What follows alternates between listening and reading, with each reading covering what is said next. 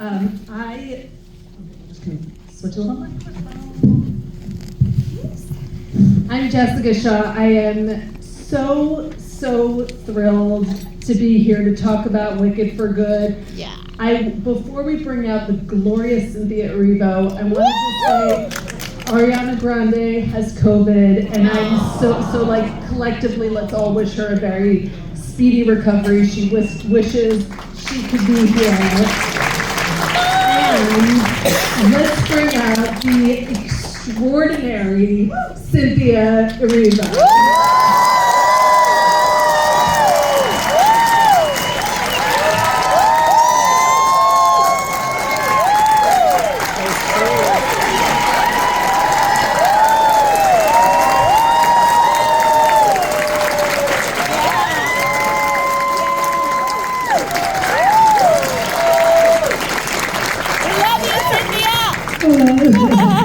Thank you very much. I mean, how does that feel? There's this, as in every screening, people just applauding through with the songs. I mean, this has been a long journey, and this must be a little surreal to now be talking about. I love it, but it's also kind of poetic because I'm going to enter the journey with my peers, which is really, really special. So this is thank you. Absolutely. I wanted to start by asking you, Cynthia, about the fact that these two movies were filmed simultaneously. It wasn't like Wicked was filmed, Break, then Wicked for Good. That's great. How on earth, as an actor, do you navigate that knowing that there are going to be moments that you need to just be in a completely different emotional space than where you're going to be tomorrow? Yeah, I mean, and we were lucky because we had this wonderful sort of grace period of rehearsal at the beginning with John, and we sort of like sat in his office and worked through the emotional beats of both movies before we even stepped foot on a set. And then by the time we had gotten on the set, we kind of knew the beginning, the middle, and end of where these women were heading and coming from. And so once knowing that, the job was then on us to sort of mark the emotional beats as we were moving through. The easier thing to do was to look at the entire thing as one film, one very long film, and just work through it that way. And then you have like practical things. I would, sense memory is a big thing for me, so I would make a set of perfumes for either alphabet. So the first alphabet had like a floral scent that was like all the big flowers, because it was about the big emotions that she was feeling and dealing with. Sorry, I sound like a bird. I'm lost. She's disappearing. But you sound very sexy. And so that first perfume had like lots of like big open flowers, tuberose, rose, jasmine, all of that. And then the second, you would not believe, I found in this wonderful small shop, brand called Vira, and the perfume is called Witchy Whip. And I didn't believe it would work, and then I sprayed it on and I left it for a second, and it works with body chemistry, and I couldn't get it out of my head, so I figured that works for alphabet too. So you have things like that, and I have a playlist for both alphabets. And it was only recently that I realized that I was literally thinking in alphabet 1 and alphabet 2, because when I looked at the playlist, it is a playlist of two halves. So the first is very angsty, it's very like heartfelt. The second is like rage-filled. Lots of rap and lots of like all of that, but it's a combination of the homework, making sure that you know where you're going and where you're coming from, and applying the things you learn to memory, so that when you move on to the next moment, you can bring it with you, and then also the practical things that sort of awaken the senses in you. Yeah. I love that you had just even sense that you have such a sensory connection to this character. Tell us some of the songs on both the alphabet. And if you're going to share them. I haven't shared it yet. There's in the first half there's a song called I See You by Coco Jones, which is like a love song. And then the second half is I don't know if I can plan to say it out now. You say it. And it's I don't fuck with you.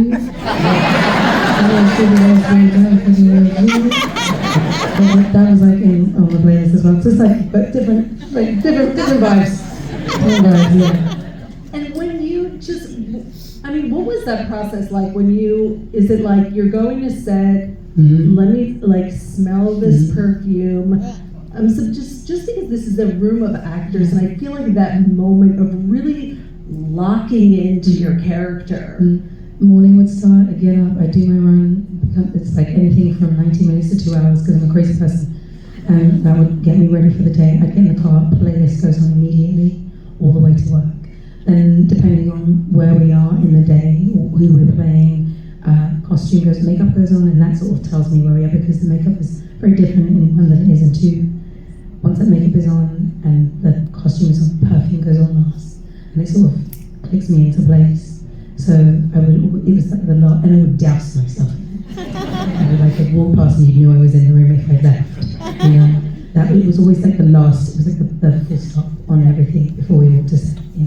Well, I mean, you mentioned the wardrobe, and there were subtle differences. I mean, some big differences, but some, like, your wig was different. The hat, the brim of the hat was wider. Your nails were different lengths depending on where Elphaba was at emotionally. Yeah, I was very particular. I was very, very picky. John was very patient with me.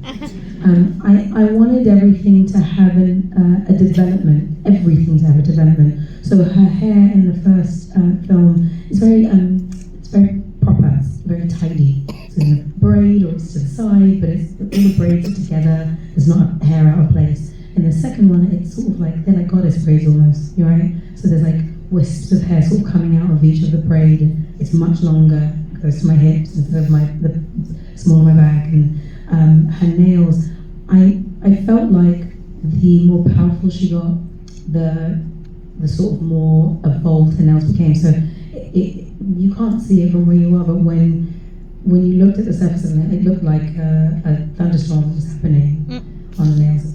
Whereas in one, it was just like green. In this one, it degrades from green to a white tip. And then when she becomes wicked after No Good Deed, the tip becomes black. And then when she goes back, when she sort of releases that, it goes back to white again. Just like small things like that. The freckles on her face, that changes as well. I wanted to take from the law of the witches. You know, we talk about a wart on the nose or a wart on the chin. And instead of it making it a wart, I put a beauty spot in those places where the law of the witches would come about. I just kept trying to add these little tiny details where we could. Yeah. I love that you did that. I wanted to ask you about some of the songs in this incredible film. The new song, No Place Like Home. I mean, first of all, that title, when you get that title, are you like, okay, I've heard those books before. Yeah. And just, I mean, the idea of loving a place, of loving a home, and it not loving you is so devastating. And I was curious, when you got these lyrics, when you got this music, how did you sort of unpack that song? So when I first got the song, one, I was sort of overwhelmed by the fact that we had a new song that was written by Stephen Schwartz to sing. And I already knew that was like a big responsibility, but then the song is called No Place Like Home, and I was like, okay, we've got a lot of work to do here. Because I wanted to make sure that if those words were coming out of this character's mouth, my mouth, that it meant something, that it stood for something, and that we were saying something with it, and that it moved her story along, that we understood more about her because of it. And so when we discussed what more we wanted to do with it, it really was about looking in her emotional connection to the place that she's in, and how she feels about it, and how it feels about her, and how she connects it to the people around her who also feel the same, you know? And when we started working, I remember we sat on my floor. I was sat on my floor in my house, and he was on Zoom, wherever he was, and working through, like, just really pedantic about the lyrics that we use. I wanted it to feel like language we could all understand. Why do I love this place that's never loved me? You know? Yeah. It's an easy concept to understand. Yeah. There are so many incredible songs in these two films, and I'm curious for you, there are certain lyrics, I think, for all of us that just pierce us, you know? is there, and there may be more than one, but is there a specific lyric that you can think of that has really just like went to the very core of your being?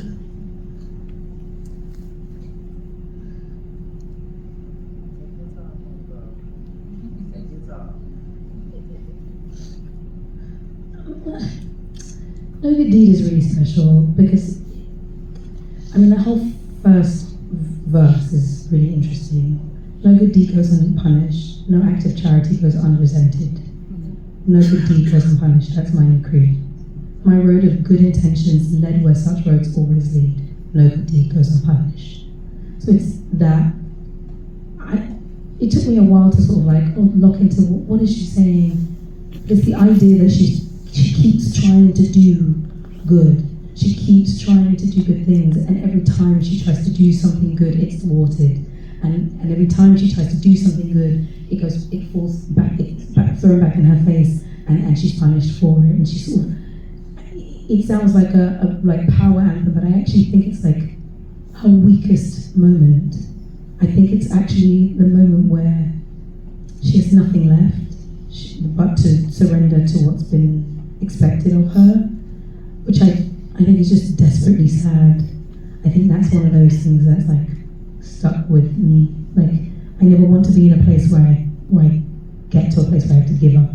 Yeah. You know? So it's like, I guess it's like a reminder to myself. I never want to feel like doing good doesn't garner good things for others and myself.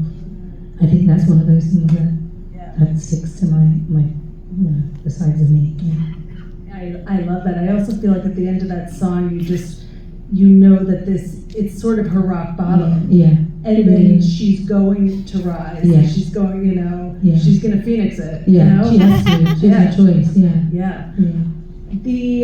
One of the moments of just such profound vulnerability with Fierro when he goes back to her little hideout over there and the little giggles. This is so silly. And the cape comes off. And the cozy sweater goes on. And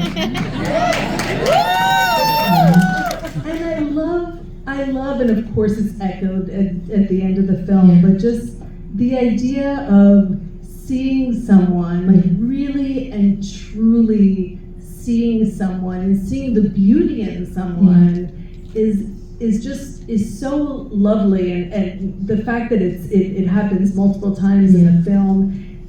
What did that idea say to you?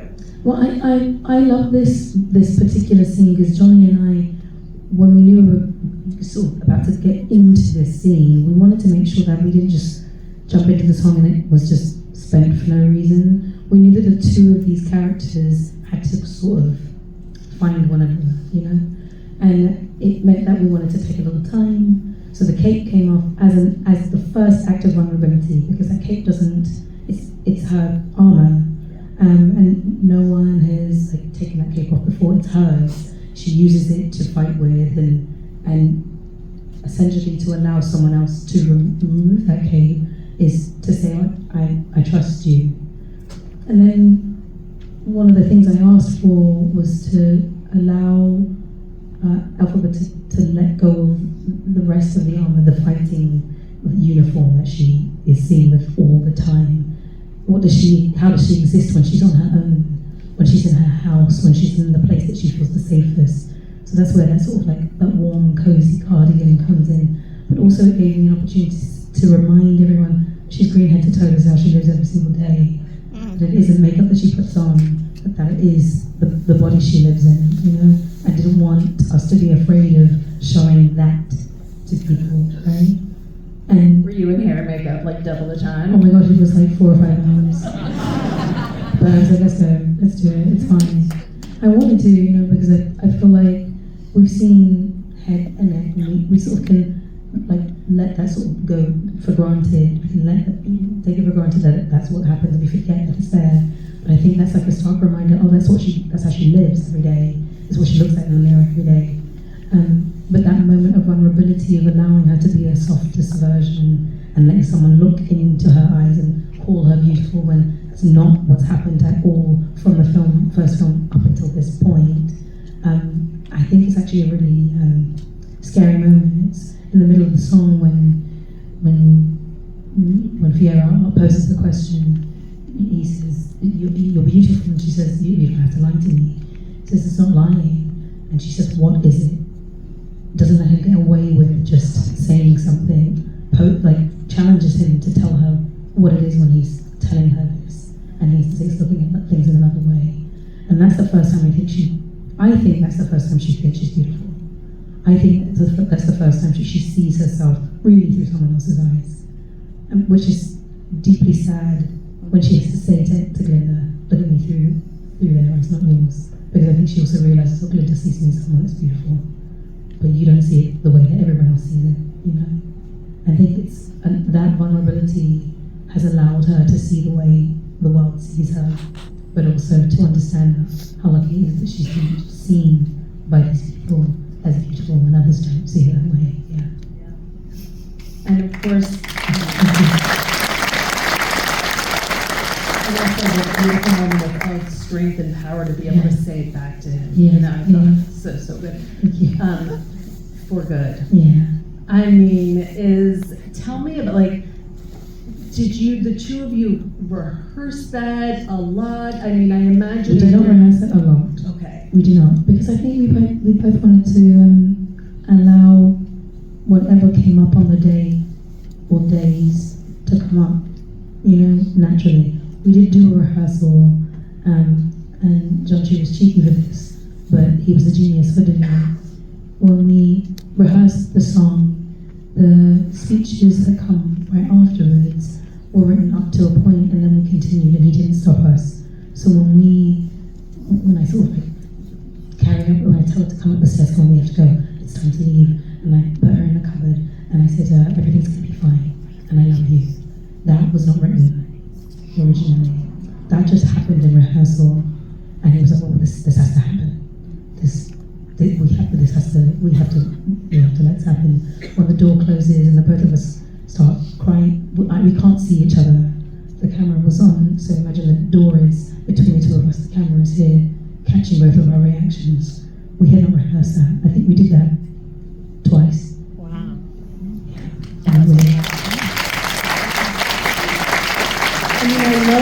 I love that just came out. I mean, at a certain point while you're singing that, this is films that means so much to you, that means so much to Ariana. Mm-hmm. Do you feel like you're in character? Are you like Cynthia and Ariana? Are you Elphaba and Glinda? Or is it just like all a big mishmash? I think it's all of the above.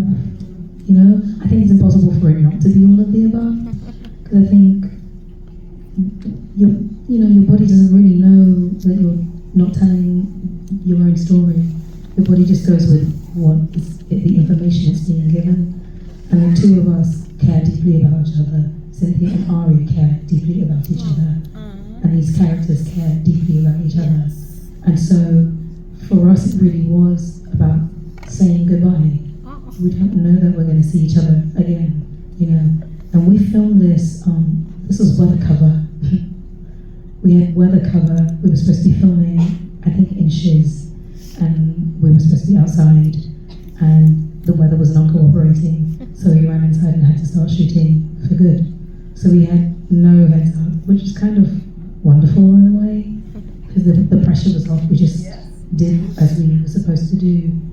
But the two of us kind of threw all the emotions that we could possibly throw into it, as ourselves and as the character, into that moment, you know, because how else can you do it? Yeah. What was the day? I mean, it's perfection. It's truly perfection. Was that the most emotionally wrung out you were at the end of the day? Yes, and the day that we shot the very end of that song where we had to run into the cup. That was tough. Yeah. And actually, that and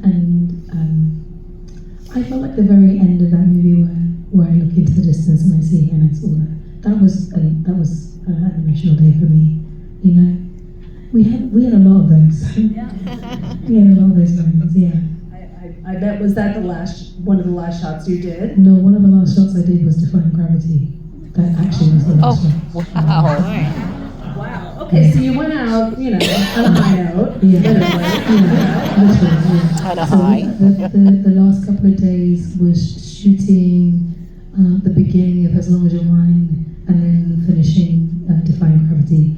Ari left on Ari's last day was the first day I was shooting Defying Gravity. Like, I remember we were doing a loop-de-loop in the air, and that was Ari's last day. And my last day, strange enough, was after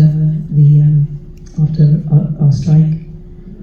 We had 10 days left, and we shot all of the flying shots, and then we finished with Defying Gravity, and that was that for me. So when I say we really shot this out of chronological order, that's how it was, yeah. That is like the biggest mic drop ever. I wanted to ask you about another moment where Elphaba says, I need to be wicked So you can be good. so you can be good. And that's such a beautiful moment, and in some ways that there's something sad that like we live in a world of binary and good and bad, good and wicked, and then there's this other part of me as I was watching it that felt like in that moment Elphaba so claims wicked with pride, and it's such a moment of power, at least as how I viewed it. And I was wondering for you what that sentence meant to you. That was sort of one of the added shots that we put in towards the end, and I was so pleased about it because it meant that Elphaba could claim the name that she'd been given this whole entire time and turn it into something else. That the idea of her claiming wicked for herself meant that good was possible. And I was really proud of being able to do that, because it really did actually twist it on its head and change what that meant. It posed Glinda with the challenge of actually being good, because if I have to take up this mantle, then you have to actually take up the mantle that you've been claiming to take up this whole entire time, which I thought was very, very cool. Yeah. And I was also curious about the conversations or even that you thought of alone, or that you talked to John and Ari about the end. I mean, to you, what is it? Is it happy? Is it? I think it is. I think it is. I said to John, I want her to be able to release everything. I want her to know that she can leave this up to someone else and finally go and be happy. Like, let go of it. It's why I asked for her clothes to be different by the end. I wanted everything to be really flowy and free, nothing constricting, and sort of see-through, so there's no shame in the colour of her skin. You kind of see it in the light, and that it's all like, finally she can be really soft. There's no fight there anymore. She can wander off into the distance, hand in hand with someone she loves, and be okay. And I knew that before when we were going to shoot, she was still going to be in her sort of battle armor, and I was like, I don't think that's right. I think we need to let her let go, because otherwise we don't really actually believe that she's letting Glinda get on with it now. She's not actually handing over. I really wanted her to hand over what's left now. I wanted her to relinquish the burden of being the person that's trying to constantly fix things whilst being plastered with a name that doesn't belong to her, I wanted her to be free. So we had a conversation. Yeah, and there's so much of her life is spent, I mean, whether at the beginning, her father, the way it's so often how others view her, and then at the end, it's just, there's nothing. Yeah. It's also why I didn't want her in black. I find, Paul talks about her wearing black because she was in mourning for her mother, and then claiming black, the color black for power and the battle and the fight. And I finally was like, well, Fiyera's colors in the first movie is blue, and actually in this movie he's always wearing green. for her to now just be wearing blue. So that last outfit is a deep blue as opposed to a black. Yeah, and I asked for it to be that, so that they're wearing each other's colours and they can just go off together. How did playing this character and doing these films, as you think about the many, many films and putting in a plug for Broadway show again, and I mean, right? And how has that impacted the way you view the roles you want to take on? I think I've always tried to take on the roles that shift perspective on the women you see, you know? And I think this has vividly put my feet in the mud. I'm always going to pick the ones that are slightly outside of the norm, the ones that are on the outskirts, the ones that people have perceptions of that aren't necessarily true, so that I can maybe shift, maybe make you question whether or not you're looking at it from the right angle. You know, I love these women who are complex and different, and I like the word difficult because you can claim it back, and not easy to love, not easy to understand, because why should they be? Human beings are multifaceted and complex and strange and wonderful and loving and hurting and in pain, and I love that about this character, that she's all those things and above. And I think the wonderful thing about this particular part of the movie is that we get that, and now, because we have the time, I got to explore her as a sensual being, as a person who falls in love, as a person who is in pain and is in loss and and can express her rage and can express her grief, and it just was such a full plate of emotions and humanity that I could play with, and that's what I want in my characters. I want to see excuse the pun, the rainbow in them. And then I guess I'm curious, I mean, I know that it's you could write a novel, and you do have a book coming out, about how this film has changed you and what it has done for you and for your soul and for your so many things. I'm curious if, like, what do you think 100 years from now, when you look back at this experience and these two films and this journey that you went on, what are you gonna think? I'm going to think, thank goodness it dropped into my life and that I had the experience, because I really do think it's like a once in a lifetime thing. Even if something big happens again, it's never going to be exactly the same as this. You know, this is one of those things where the puzzle pieces just fit together. It was an incredible cast of people with an incredible director, an incredible costume designer, an incredible co-star. Just the whole thing came together in a really, really beautiful way. And then on top of which I think I've learned to be less guarded. I'm a Capricorn through and through, so I'm stubborn as heck. I don't let people in easily.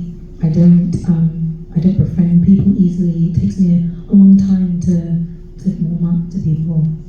But this is sort Put of on that proverbial cozy sweater. yeah, that's right. But this sort of has allowed me to, I don't know, be a little bit more malleable, be a little bit more open.